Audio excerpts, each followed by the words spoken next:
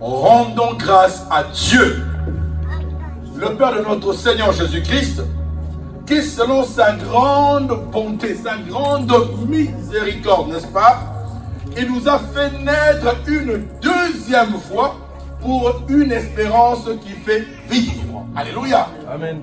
Pour une espérance qui fait vivre. Alléluia. En ressuscitant Jésus-Christ d'entre les morts. Donc l'objet de notre espérance, c'est la résurrection de Jésus-Christ d'entre les morts. Jésus-Christ n'est plus au tombeau. Nous n'invoquons pas, nous ne prions pas un Dieu mort, mais nous prions un Dieu vivant. Amen. Ça veut dire un Dieu qui entend nos prières, un Dieu qui voit, un Dieu sur qui nous plaçons notre confiance. On ne peut pas placer sa confiance à un mort, mais on place sa confiance à celui qui nous écoute. On place sa confiance à celui qui nous voit et qui connaît nos problèmes. Et je te dis, ce Dieu nous a fait des promesses. Et ces promesses sont fiables. Ces promesses ne mentiront jamais. Qui dit Amen avec moi? Amen. Voilà la raison pour laquelle nous pouvons lui faire confiance. Alléluia. Dis, je fais confiance au Seigneur. Et je fais confiance à sa parole. J'ai bâti ma foi sur sa parole. Parce que je sais qu'il est vivant. Et dis un grand Amen avec moi. Un Amen est bien.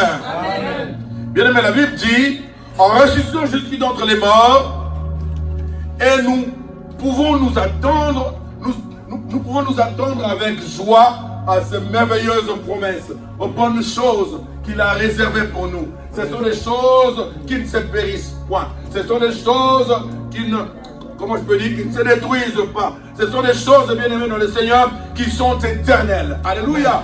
Amen. Voilà l'objet de notre espérance. La raison fondamentale de notre espérance. La raison ultime de notre espérance. Alléluia. J'espère en Jésus-Christ. J'espère en Jésus-Christ. Je m'appuie avec force sur sa parole. Alléluia.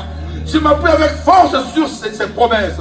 Je sais que ces promesses ne mentiront point. Je veux dire à un enfant de Dieu qui est ici, même si tu es découragé, tu as l'impression que les choses ne marchent pas, mais je veux te dire ce matin que les promesses de Dieu vont absolument s'accomplir sur ta vie. Dis Amen avec moi. Amen. Est-ce que tu sais pourquoi ces promesses vont s'accomplir? C'est parce que Jésus est vivant. Amen. Jésus est vivant. Et pendant que je prêche la parole ce matin, pendant que nous l'adorons, nous le louons, il est présent en ces lieux. Il se réjouit de voir le cœur qui espère en lui. Amen. Il se réjouit de voir le cœur qui place sa confiance en lui. Dis Amen avec moi. Amen.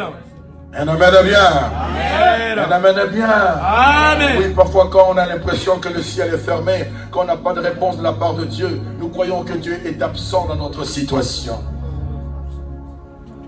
N'est-ce pas? On dit, mais c'est pas possible, j'ai l'impression que Dieu écoute les autres. Je prie, j'invoque Dieu, mais je ne vois rien du tout, je ne comprends rien du tout. Mais j'ai une bonne nouvelle à t'annoncer ce matin. Même si tu as l'impression que le ciel est fermé pour toi, le silence de Dieu ne veut pas dire l'absence de Dieu. Amen. C'est pas parce que le ciel est silencieux que Dieu n'est pas présent. Je veux te dire que Dieu est au contrôle de ta situation. Et ta cause est devant lui. Attends-le. Amen. Ta cause est devant lui. Attends-le. Alléluia. Amen. Voilà pourquoi, bien-aimés, nous avons attaqué depuis un moment un terme magistral parlant de la prospérité. Je voudrais que la prospérité soit perçue dans son optique spirituelle. Parce que c'est une loi qui permet à ce que nous vivions heureux sur cette terre des hommes. Parce que Dieu a un seul désir. C'est qu'il veut. Il veut te voir prospère. Il veut te voir en bonne santé. Et pour cela, la prospérité dépend de certaines lois qui sont définies. Alléluia. La prospérité dépend de certaines lois définies que nous devons absolument apprendre et appliquer dans nos vies pour que les choses marchent. Amen. Notre Dieu, c'est un Dieu de principe. Comme nous croyons qu'il est vivant, nous devons apprendre et appliquer ces principes. En appliquant ces principes, bien-aimés, là nous sommes sûrs que Dieu va nous bénir. Qui dit Amen avec moi? Amen.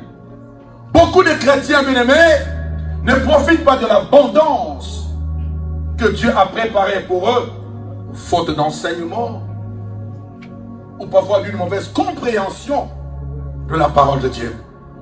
Et si nous sommes là ce matin, parce que le ministère ont été établis, bien-aimés, pour que le peuple de Dieu soit placé sur un fondement solide. Qui dit Amen avec moi?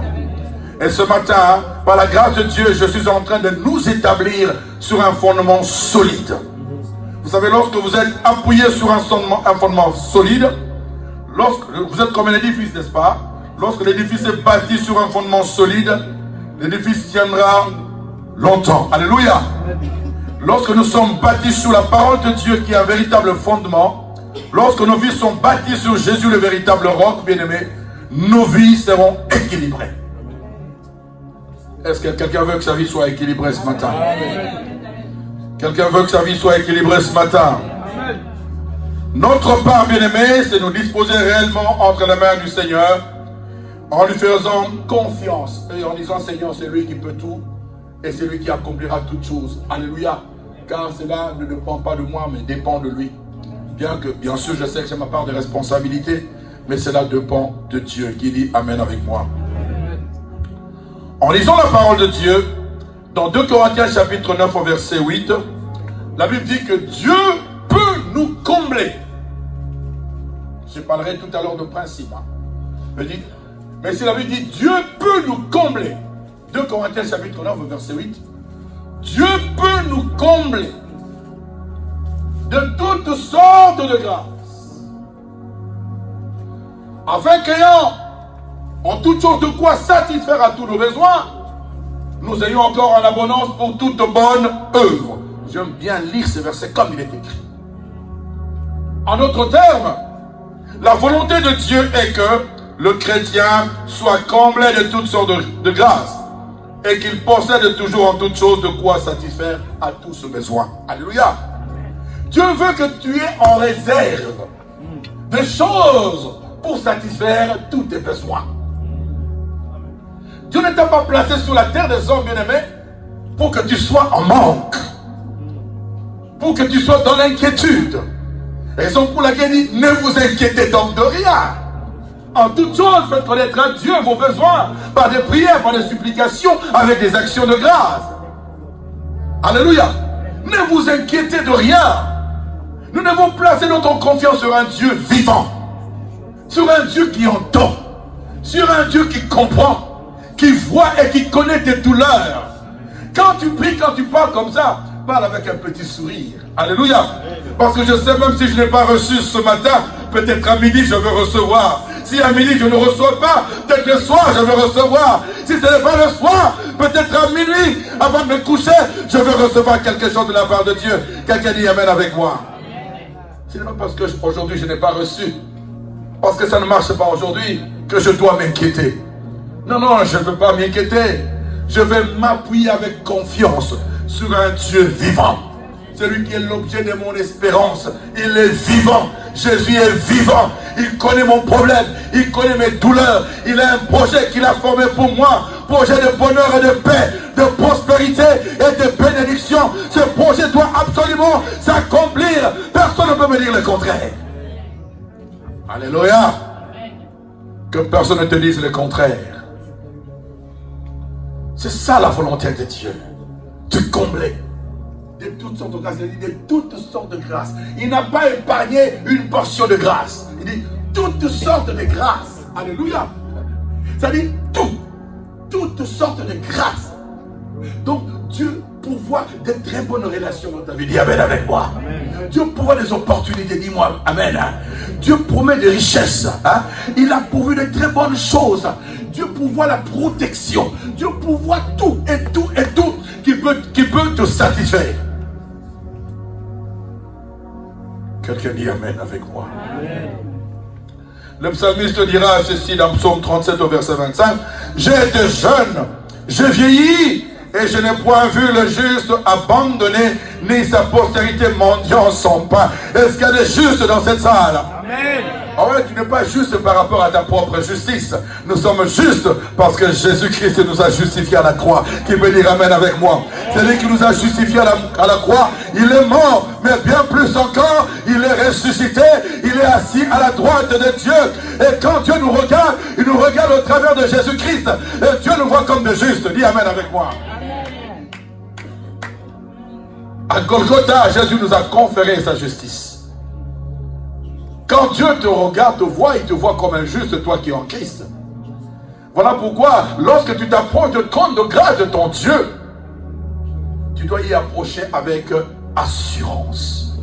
Voilà pourquoi la Bible dit, approchez-vous de son trône de grâce, de sa présence avec assurance. Alléluia. Jésus n'est pas mort en vain. Il est mort, bien plus encore, il est ressuscité. Pour que tout ce qu'il avait préparé à la croix, tout ce qu'il avait prévu, tout ce qu'il avait dit, que tout est accompli, que ces choses-là puissent s'accomplir dans ta vie. Parmi ces choses-là, il y a ta guérison. Allez, dis Amen avec moi. Amen. Parmi ces choses-là, il y a ta prospérité. Dis Amen avec moi. Amen. Mais il n'a pas épargné quelque chose pour toi, parce qu'il a dit, tout est accompli. Dis avec moi, tout. T-O-U-T, tout. Il n'a rien épargné. Bien aimé, les chrétiens, nous ne profitons pas de l'abondance de Dieu, de ce que tu as préparé pour nous. Nous ne profitons pas assez. C'est là où j'ai compris ce faux enseignement, ou de la juste compréhension de la parole de Dieu. Voilà pourquoi j'ai dit que la notion de la prospérité doit être perçue dans son optique spirituelle. Nous devons la comprendre dans sa révélation. Pas seulement en faisant une lecture comme ça, on s'arrête là, on dit ok, c'est bon. Non! Il dit, j'ai été jeune, j'ai vieilli, et je n'ai point vu le juste abandonné, ni sa postérité mendiant son pain. Mais le juste, c'est qui le juste? C'est toi et moi. Nous qui vivons selon la justice de Dieu, qui peut dire Amen avec moi. Je vis selon la justice de Dieu. Si je vis, ce n'est plus moi qui vis, mais c'est Christ qui vit en moi. Mais la vraie justice de Dieu, c'est quoi? Mais c'est sa parole qui dit Amen avec moi. La vraie justice de Dieu, c'est sa parole. Quand je dis que je suis juste, le juste est celui qui vit selon la justice de Dieu. Et la vraie justice de Dieu, c'est la parole de Dieu. Lorsque nous vivons selon la parole de Dieu, bien aimé, nous jouissons de l'abondance que Dieu a préparée pour nous. Alléluia. Bien aimé, partout dans la Bible, la prospérité matérielle, je dis bien la prospérité, je touche juste une portion, je ne vais pas toucher la prospérité, la prospérité matérielle et financière pivote ou gravite autour de la dîme. Quelqu'un dit avec moi la dîme. Je suis en train de t'ouvrir les choses pour que tu saches comment te conduire dans la vie, afin que tu jouisses de l'abondance que Dieu a préparée pour toi. Amen. La dîme a été établie il y a plusieurs siècles.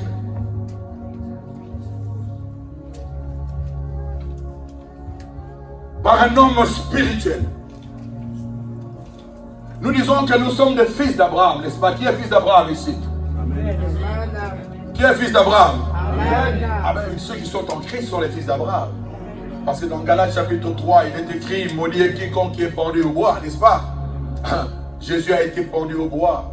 Il s'est fait malédiction afin que la bénédiction d'Abraham puisse avoir son accomplissement sur tous ceux qui sont en Jésus-Christ.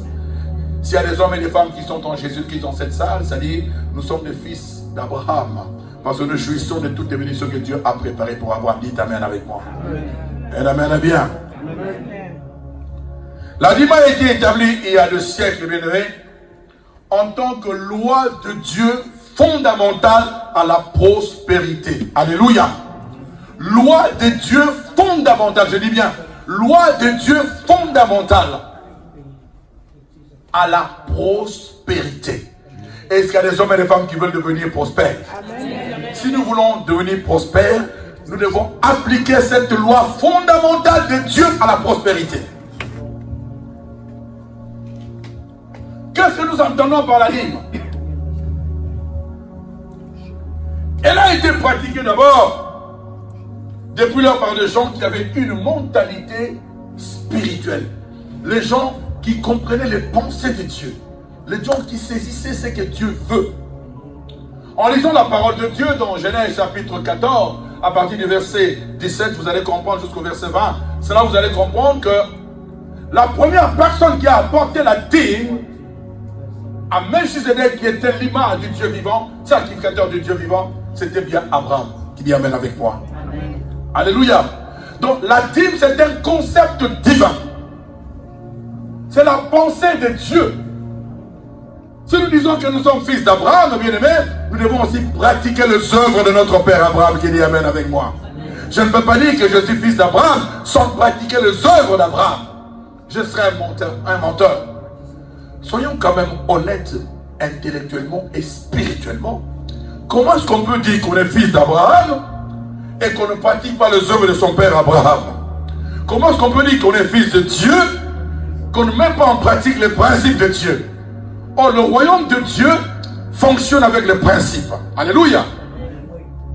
La Bible dit dans Colossiens, bien-aimés, que nous avions lu autrefois ici, chapitre 1, verset 14, 12-14, rendez grâce à Dieu, qui dans sa grande miséricorde nous a délivrés de la puissance de ténèbres et nous a transportés vers le royaume du Fils de son amour, en qui nous avons la rédemption et la rémission de péché. Alléluia. C'est-à-dire, autrefois, nous étions dans le royaume de ténèbres. La Bible dit que nous devons rendre grâce à Dieu parce qu'il nous a rendus capables d'avoir part à l'héritage de saints dans la lumière. Et il nous a transportés dans le royaume du Fils de son amour, en qui nous avons la rédemption et la rémission des péchés. Bien-aimés, c'est-à-dire, par la résurrection de Jésus-Christ, nous qui étions incapables autrefois, Dieu nous a rendus capables. Dis avec moi, capables. Autrefois, tu n'étais pas capable. Mais Dieu t'a rendu capable d'avoir part à l'héritage de saints. Mais quelle est la part des saints? La part de saints, c'est la sainteté. Dis Amen avec moi. Amen. La part de saints, c'est l'obéissance. Dis Amen avec moi. Amen. La part de saints, c'est la vie éternelle. Dis Amen avec moi. Amen. Car tout ce qui est saint est éternel. Dis Amen avec moi. Amen. Tout ce qui est saint ne périt jamais. Dis Amen avec moi. Amen. La part de saints, c'est l'héritage éternel. Alléluia. Il nous a transportés dans le royaume du Fils de son amour. C'est-à-dire, autrefois, je l'avais expliqué ici, autrefois, quand nous étions dans le royaume de ténèbres, nos vies dépendaient de Satan. Alléluia. C'est lui qui pouvait dicter tout ce qu'il voulait pour nous. S'il décidait que tu meurs aujourd'hui, tu souffres aujourd'hui, tu sois pauvre aujourd'hui, tu es pauvre aujourd'hui. Mais il y a un jour, il nous a pris dans ce royaume-là, il nous a sortis de ce royaume-là, et il nous a transférés dans le royaume du Fils de son amour. Dans le royaume de Dieu, dans le royaume de la lumière. Alléluia. En lui, nous avons la rédemption et la rémission de péché. C'est-à-dire, désormais, étant dans le royaume de Dieu, étant dans le royaume du Fils de son amour, c'est Jésus-Christ en tant que roi qui règne désormais sur nos vies. Quelqu'un dit Amen avec moi. Si Jésus règne sur nos vies ne dépendent plus des lois ou des principes ou des règles du royaume des ténèbres, mais nos vies dépendent désormais de lois, de principes et de règles du royaume du Fils de son amour. Dis Amen avec moi. Oh Jésus. Si autrefois il pouvait décider que tu sois pauvre, que tu sois malade, Mais tu n'es plus dans ce royaume-là aujourd'hui. Aujourd'hui, tu es dans le royaume du Fils de lumière. Alléluia. Tu es dans un autre royaume, dont les principes et les lois de puissance de ténèbres ne peuvent plus affecter ta vie. Désormais, ce sont les principes et les lois du royaume de Dieu qui doivent affecter ta vie. Dis amen avec moi. Et tu dois vivre selon ces principes-là. Le principe du royaume fonctionne avec l'obéissance. L'obéissance est le facteur clé qui déclenche les bénédictions pour les enfants de Dieu qui vivent dans son royaume. L'obéissance à quoi? L'obéissance à la parole de Dieu.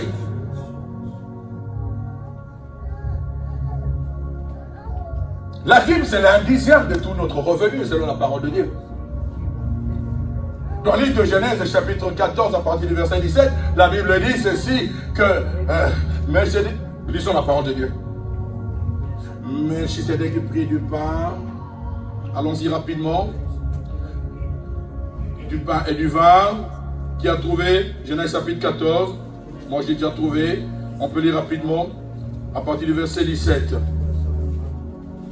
Après qu'Abraham fut revenu vainqueur de Kedorlaomer et des rois qui étaient avec lui, le roi de Sodome sortit à sa rencontre. Le roi de Sodome sortit à sa rencontre.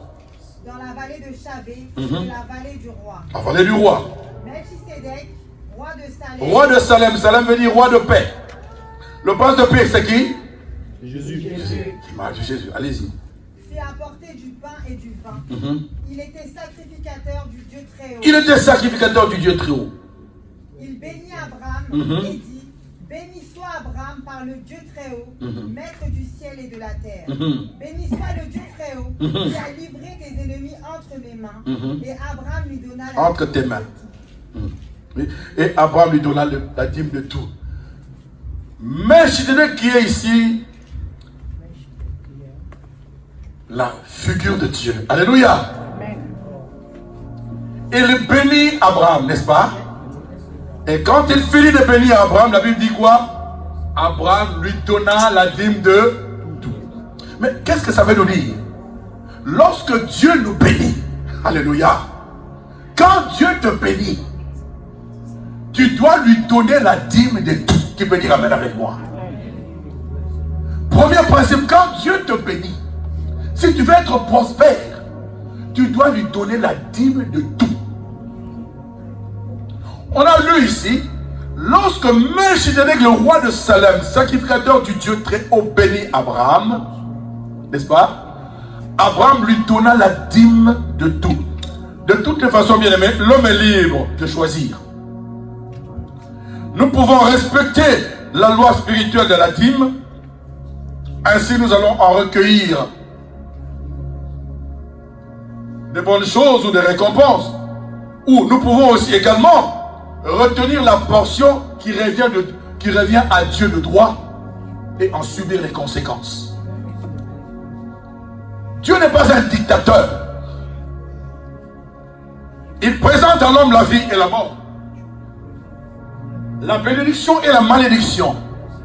Dieu ne t'impose rien. Il te laisse le choix avec ton libre arbitre. Alléluia. Nous avons souvent des difficultés, des problèmes dans nos vies, bien-aimés dans le Seigneur, parce que nous avons choisi, bien-aimés, de retenir ce qui est de droit, la portion qui est de droit, la portion de droit qui appartient à Dieu. Quand tu retiens la portion qui revient à Dieu de droit, bien-aimé, sois prêt également à en subir les conséquences. Parce que la Bible dans Malachie chapitre 3, il est écrit: pourquoi vous me trompez? Est-ce qu'un homme trompe-t-il Dieu? Mais le peuple se pose la question de savoir à quoi nous trompons Dieu. Mais dit, mais cependant vous me trompez dans les dîmes et les offrandes. Il dit, apportez dans la maison du trésor toutes les dîmes et les offrandes, afin qu'il y ait de la nourriture dans ma maison. Apportez. C'est un devoir qu'un enfant de Dieu doit exécuter. Alléluia. Apportez dans la maison du trésor les dîmes et les offrandes, afin qu'il y ait de la nourriture dans ma maison. Là, le premier principe de la prospérité de Dieu, c'est le principe de la dîme. Qui veut dire amen avec moi? Dis avec moi le principe de la libre. Tu es libre, hein, vous savez. Dieu nous place toujours devant notre liberté de choix. C'est ton choix qui peut t'amener à la bénédiction. Ou c'est ton choix qui peut t'amener à la malédiction. Ton choix peut t'amener à la mort, comme ton choix peut t'amener à la vie. Mais je te conseille ce matin de faire le bon choix. Le choix judicieux. Alléluia. Le choix selon la parole de Dieu. Le choix selon la recommandation de Dieu.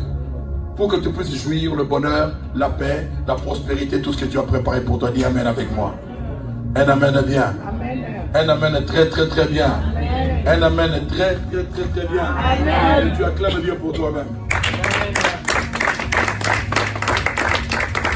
Est-ce qu'il y a des enfants de Dieu en ces lieux? Il y a un peuple de Dieu merveilleux en ces lieux. Si tu es un enfant de Dieu, tu es un peuple de Dieu, tu acclames d'abord très fort pour le Seigneur.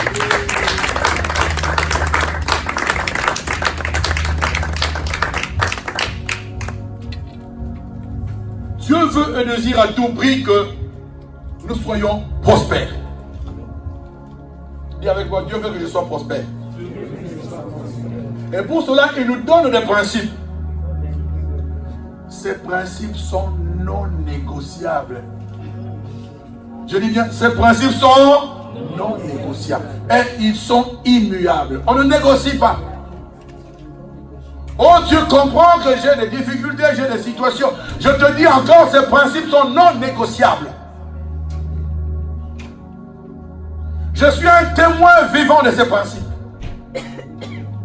Ces principes sont non négociables. Et ils sont immuables, par lesquels, bien aimés, nous pouvons avoir accès et jouir abondamment de sa prospérité. Lorsque nous voulons agir abondamment, nous voulons jouir abondamment de sa prospérité, nous devons appliquer ces principes dans nos vies. Oh, Dieu comprend que je suis en difficulté. La Bible dit, Abraham apportait la dîme de tout. Et dans Malachie, il dit, apporter la dîme de tout ton revenu. Ça dit, tout ce qui te revient. Tu apportes, tu enlèves le 1/10. Le 1/10 appartient à Dieu. C'est la part qui est dévouée par interdit. Il y en a qui ont bien commencé. À un moment, ça ne marche pas parce qu'ils ont été infidèles. Mais je te dis ce matin, apprends à être fidèle. Dis avec moi, Seigneur, je vais apprendre à être fidèle avec toi. Dis-le très bien. Donc voilà pourquoi j'ai dit que les grands sorciers de la vie du chrétien, c'est lui-même. Le sorcier toujours a tendance à accuser que c'est à cause de la famille, c'est à cause de ceci. Mais tu es en Christ. La Bible dit, lorsqu'une personne est en Christ, elle est devenue une nouvelle créature. Tu ne dépends plus de ta famille, mais tu dépends désormais de Jésus-Christ de Nazareth. Applique seulement le principe divin. Qui dit amen avec moi? Amen. Deuxième principe.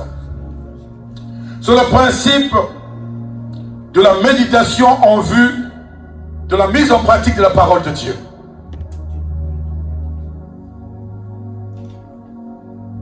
Nous devons apprendre à méditer la parole de Dieu pour enfin la mettre en pratique.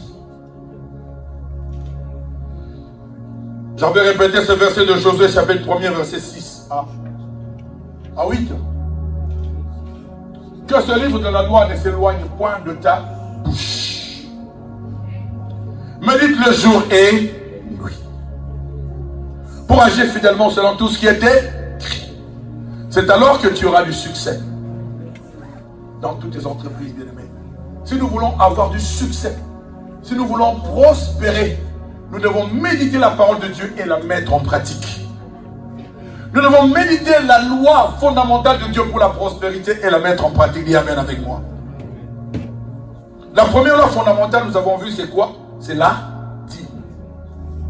La deuxième loi, c'est la mise en pratique, la méditation de la parole de Dieu en vue de la mettre en pratique. Dans Psaume chapitre 1er, verset 1 à 3, la Bible dit, heureux l'homme qui ne marche pas selon les conseils des méchants, n'est-ce pas? C'est ça? Ça dit ça? Yes. Heureux l'homme qui ne marche pas selon les conseils des méchants. Après, il dit quoi? Qu'il ne s'assoit pas en compagnie des moqueurs. Hein? Qu'il ne s'assoit pas en compagnie des moqueurs. Oh, non. Répétez bien le verset, je l'avais dit l'autre fois ici. Il ne s'arrête pas sur la voie des de qui? Des pécheurs. Et qui ne s'assit pas en compagnie des moqueurs, mais qui prend plaisir dans la loi de l'Éternel et qui la médite jour et qui la médite jour. Il est comme un arbre qui est planté près d'un courant d'eau. Alléluia. Un arbre qui est planté près d'un courant d'eau, c'est un arbre qui prospère. Alléluia. Il donne son feuillage ne se flétrit point. Il donne son fruit en sa saison. Alléluia. Tout ce qu'il fait le réussit. Alléluia. C'est ça la prospérité. Lorsque nous prenons plaisir à la loi de l'Éternel, lorsque nous prenons plaisir à mettre en pratique la parole de Dieu, nous sommes comme un arbre qui est planté près d'un courant d'eau. Notre feuillage ne flétrit pas. Le feuillage, c'est quoi, bien-aimé? Les branches, tout ce qui est là, tout ce qui provient de l'arbre. Alléluia. C'est-à-dire tout ce qui provient de toi, tes enfants, tes affaires. Alléluia. Tout ce qui provient de toi, tout ce qui provient de toi, tes enfants, tes affaires, tes entreprises et tout ce qui provient de toi réussit. Alléluia.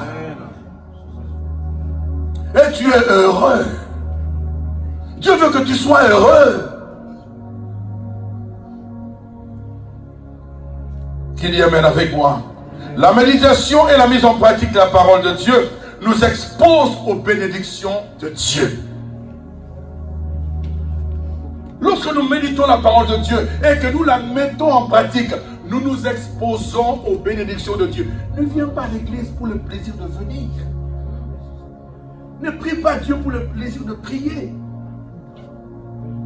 Il faut que tu chantes de dimension chaque fois que tu es avec Dieu. Alléluia. Parce que la volonté de Dieu est que tu ailles d'une gloire à une gloire beaucoup plus grande encore. Amen. Dieu ne veut pas que tu sois ces chrétiens statiques-là qui n'évoluent pas, non bien aimé. Même quand tu mets au monde un enfant qui ne grandit pas, chez nous on dit que c'est un kissimbi. Dieu n'a pas besoin de kissimbi spirituel. Dieu a besoin des hommes et des femmes qui grandissent spirituellement, qui atteignent la maturité de l'esprit. Amen. Qu'il y amène avec moi. Amen. Toi, année après année, tu es toujours pareil. Moi, je ne veux pas que tu sois pareil. Dis, je refuse d'être pareil. Je refuse d'être pareil. Il n'y a que Jésus qui ne change pas. Mais toi, tu dois changer. Lui ne change pas, mais toi, tu dois changer. Il y a un temps pour tout. Il y a un temps pour naître. Il y a un temps pour croître, pour grandir, pour atteindre la maturité. Et pour jouir des bénédictions de l'Éternel. Bien-aimés, nous irons tous au ciel, nous qui sommes en Christ. Amen. Alléluia.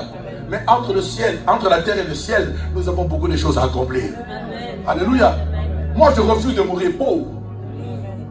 D'ailleurs, je ne suis pas pauvre. Amen. On acclame Dieu. Amen. On acclame Dieu, on acclame Dieu. Amen.